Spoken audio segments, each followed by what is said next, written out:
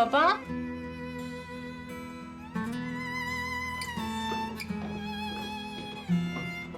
Baba.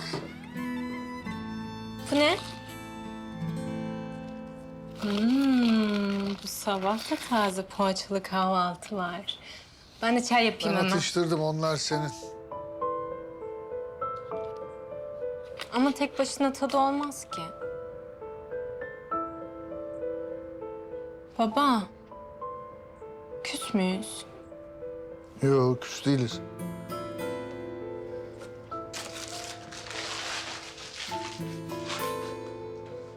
Peki ne bu hal böyle? Isparta'ya gideceğini biliyorum. İşin içinde annen var ya, seni nasıl tutacağım? Evet, haklısın ama 2 tane bilet aldım. Birlikte gidiyoruz. Ben gelmem. Neden? Baba, Hayır. baba kız birlikte yol yaparız. Ne zamandır bir yere gitmiyoruz birlikte. Güzel olmaz mı? Vazgeçeceğini bilsem sana gitme derim ama bir faydası yok, biliyorum. İyi ama... Annemden bana ne kaldığını hiç mi merak etmiyorsun? Zerre merak etmiyorum.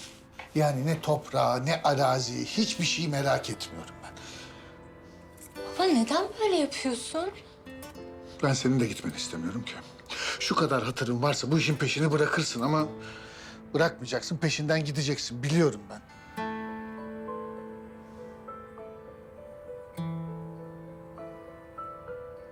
Sanki bir şeyler saklıyor gibisin.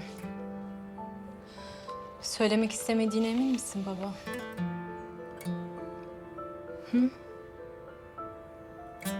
Bak. Ben bu yolculuğa dayanamam. Yüreğim kaldırmaz. Ama ben seni de yolundan alıkoyamam.